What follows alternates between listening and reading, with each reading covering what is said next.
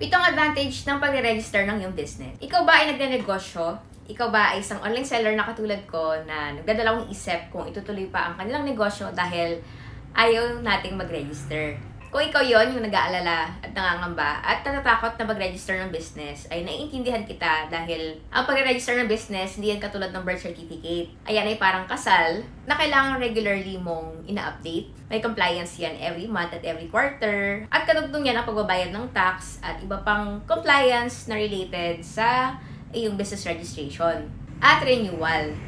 Once registered ng iyong business, ay need mo nang mag-comply every month, every quarter, every year para patuloy na mag-operate ang business mo. Bago pala tayo magsimula, ay nais ko pasalamatan ang sponsor ng video to, ang WAP International Business Assistance. Isa silang consulting agency na nag-a-assist ng business registration, tax compliance, accounting, at iba pa. Mamaya, i-discuss ko pa ang kanilang serbisyo sa video to.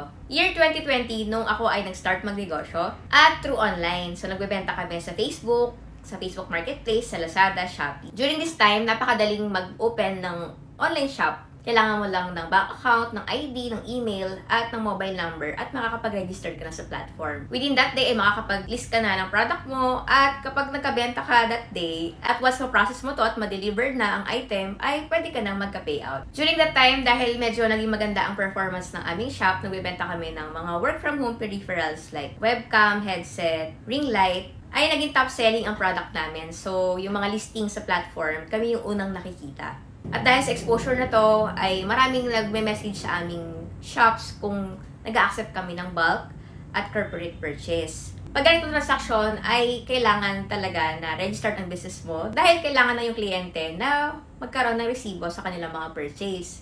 Doon, dahil nag-open nga ang opportunity, ay na-encourage na rin kaming mag-register ng aming business para makapag-supply din sa mga corporate accounts. Dahil dyan, na-realize ko ang 7 advantage ng pag-register ng iyong business. Ang unang advantage ng pag-register ng iyong business ay nagkakaroon na agad ng credibility at trust ang negosyo mo. Sa totoo naman talaga ay hindi naman biro ang pagre-rehistro ng negosyo. Kailangan mo maglaan ng oras at pera. At syempre, once registered na ang business mo, ay nasa database na ng BIR, ng DTI, ng SEC, ng SSS Pag-ibig PhilHealth, at iba pang government agency yung profile ng negosyo mo at ikaw mismo as a business owner. Kung scammer ka, ay hindi ka naman talaga na mag-e-effort mag-register ng negosyo mo. At pangalawa, syempre matitrace ka na. Kaya kung registered ang business mo, somehow nagkakaroon na ng assurance ang mga customer na ikaw ay legit business at seryoso ka sa ginagawa mo. Kung nagkaroon man ng aberya or problema ang customer, ay pwede siyang magsuplong sa mga government agencies. Pero syempre, as a business owner, ay ayaw naman nating mangyari yon. Pero sa side ng customer, ay somehow nagkakaroon siya ng advantage at security kapag nagtatransact siya sa mga legit businesses. Ang pangalawang advantage ng pagre-rehistro ng negosyo mo ay nagkakaroon ko ng opportunity na makapag-transact or makapagbenta sa malalaking market. Katulad ng naibahagi ko kanina, dahil nga ang kliyente namin ay corporate, ay kailangan nila ng resibo. At nung nairehistro namin ang negosyo namin, ay yun nga, nakapag-proceed kami na makapag-transact sa kanila. Masarap makipag-transact sa mga malalaking negosyo ha. Kasi yung isang transaction, 6 to 7 digits na agad, at madali silang kausap at katransact. Usually sa mga big companies ang kausap mo dyan, mga purchasing agents, nasanay na talaga makipag-usap sa mga suppliers. At professional sila. Hindi na yun yung tipong ang dami pang hinahanap, nanghihingi ng freebie, or sobrang barat. Yun yung mga customer na ayaw ko personally. Sa mga big companies, usually, ang mga transaction ay based sa purchase order. Nakasulat dyan yung description, specification ng product, ilang quantity, magkano, at yung warranty. At ilalagay mo din yung terms kung kailan babayaran.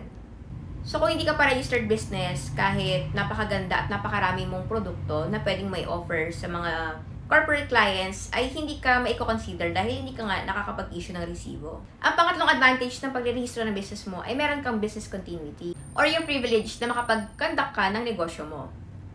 Sa mga online sellers na katulad ko, mandated at required na talagang mag-register ng ating negosyo. At naging gracious nga ang ating government at in-extend to hanggang July. At after deadline ay hindi na tayo pwedeng magbenta sa platform kung wala tayong business registration. Before nga, actually, ang mga platform ay sobrang lenient at pwede kang makapag-start ng business mo nang hindi ka nagre-register. Ang proper timing talaga ng pag-register ng business mo ay bago ka mag-start ng business. Katulad sa mga traditional business or yung may mga physical store, before silang mag-open or magpa-construct ng kanilang business, ay kailangan nilang mag-secure ng permits at registration. Sa mga may physical store, kung nakapag-operate ka ng negosyo mo nang wala kang permits, ay somehow may pag-aalala or takot na anytime pwedeng may pumuntang LGU officials or BIR tax mapping agents na pwedeng mangsita or worst case, ipasara ang negosyo mo. Para yung mga kolorum na van na sinasakyan natin, na bumabiyahe na kahit wala pang franchise, umiiwas ang mga driver at nag-iingat dahil nga anytime pwedeng mahuli ng MMDA at pwedeng ma-impound ang sasakyan. Sa mga online sellers, hindi natin masisisi ang platform kung isasarado nila ang ating shops kapag hindi tayo nag-comply dahil nga mandated yun ng government at sila ang mananagot. Maaaring sila din ang matanggalan ng lisensya ng gobyerno kapag hinayaan nilang hindi nagko-comply ang mga sellers sa platform. Online man o offline ang nature ng ating negosyo ay nararapat na i-register natin ang business natin para patuloy tayong makapag-conduct ng business natin. Ang pang-apat na advantage ng pag-register ng negosyo mo ay makakapagbigay ka ng benefits sa iyong mga employees. As a business owner, actually, nasa puso natin na extend yung favor at blessings sa ating mga empleyado at nais natin bigyan sila ng tamang benefits. Madedeclare mo sila as your employee at mabibigyan mo sila ng benefits once registered din ang business mo sa mga government agencies like SSS, Pag-ibig, PhilHealth. Ang pagbibigay ng benefits actually ay isang protection mo din as a business owner. Kasi kung may mangyari man sa iyong employee, like nagkasakit sila or na-aksidente, ay makakatulong ang kanilang government benefits para ma-assist sila sa kanilang recovery at gastusin. Kung nangangailangan sila ng extra pera, ay pwede silang mag-loan like sa Pag-ibig o SSS. Kumbaga by default, hindi galing sa kaban ng business mo yung pang-a-assist mo o ipangpapautang mo sa yung mga employees. Nga pala, maisingit ko ang sponsor ng video to, ang WAP International Business Assistance. Isang business consultancy agency na nag-a-assist, nagtuturo at nag-empower sa mga micro and small enterprise dito sa Pilipinas. Kung nais nyo magpa-assist regarding sa registration ng inyong business, mapa-sole prop man yan, partnership or corporation, or need nyo na mag-assist about sa tax compliance, government benefits ng inyong empleyado, at accounting ng inyong negosyo, ay i-message nyo lang sila. Kung gusto nyo magpa-consult or magpa-advise regarding sa case ng negosyo nyo, ay i-message nyo lang sila. Very responsive at helpful ang team nila. Ilalagay ko ang link ng kanilang Facebook page dyan sa baba. Ang panglimang advantage ng pag-register ng iyong business ay may access ka sa capital.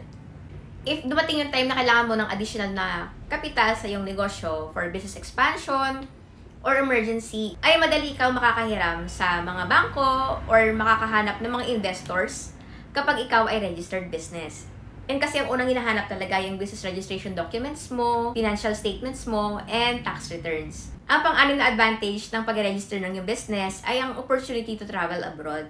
Tayo mga business owner, tayo yung may capacity at pwede talagang mag-travel abroad dahil nga hindi naman tali ang oras natin, hindi natin kailangan mag-leave. At the same time, kahit paano ay nakakaipon tayo or may panggastos tayo sa ibang bansa. Pero dahil hindi nga ganun ka-powerful ang passport natin, ay may mga bansa na kailangan natin ng visa. At isa pa nga, kahit nga hindi visa country yung pupuntahan natin, ay maaaring hindi ka palabasin ng immigration officer ng Pilipinas. On both cases, visa man or non-visa country yung pupuntahan natin, ay very powerful na meron tayong ipipresent na business document natin. Kasi yun yung magiging proof natin na meron tayong strong ties sa Philippines. At the same time, meron tayong source of income. At yun yung proof na meron tayong panggastos kapag lalabas tayo ng ibang bansa. Ang pampitong advantage ng pag-register ng iyong business ay nagkakaroon ka ng opportunity for growth and expansion. Halimbawa, naayos mo na ang iyong negosyo, naayos mo na ang systems, operations, at profitable na ito. At ready ka ng mag-franchising, need na maayos ang structure ng negosyo mo in document bago mo i-offer ang income opportunity sa ibang negosyante. Sa side ng customer, kung ikaw ay isang customer na naghahanap ng business opportunity, pero nakita mo ang negosyo na walang business registration, baka fly-by-night yan, after mo mag-down payment or nakuha na nila ang pera sa'yo, ay mawala na lang yan bigla.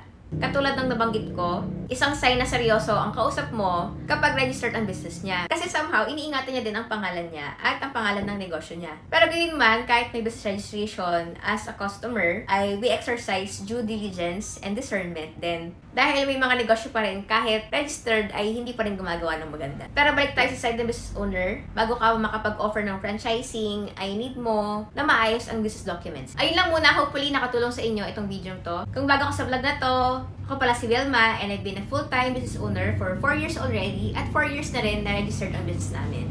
Ang 7 benefits ng pagre-register ng ating negosyo, dahil ang kalaban natin dito ay yung nalilimit ang paglaki ng negosyo natin dahil nga ulat yung business registration. Actually, hindi naman nakakatakot. Kailangan lang natin aralin at gawin yung tama. Ang malalaking kumpanya nga nakikita natin, like yung SM, yung Pure Gold, isa sila sa mga model businesses ko dahil for a very long time, nag-comply sila sa mga business requirements nila at nagbayad ng taxes. Kaya sila ay patuloy nakakapag-negosyo at nakakapag-expand. Kaya huwag tayong mapapigil. Nagnenegosyo na nga tayo, i-goal na natin na lumaki rin tayo. At may hinder ang growth ng business natin kapag hindi tayo nag-register. Kung nagustuhan niyo pala ang video to, ay iniimbitahan ko kayo sumama sa ating Facebook group sa Discarding Online Seller. Kahit hindi kayo online seller, ay welcome kayo dyan at doon tayo magchikahan, magbigay ng tips and tricks regarding business. Muli maraming salamat WAP International Business Assistance sa pag-sponsor ng ating video. Ang panalangin ko sa ating lahat ay patuloy tayong pagpalain pa ng ating Panginoon, pati ang ating mga negosyo at pamilya, para patuloy tayong maging pagpapala pa sa ibang tao. Maraming salamat!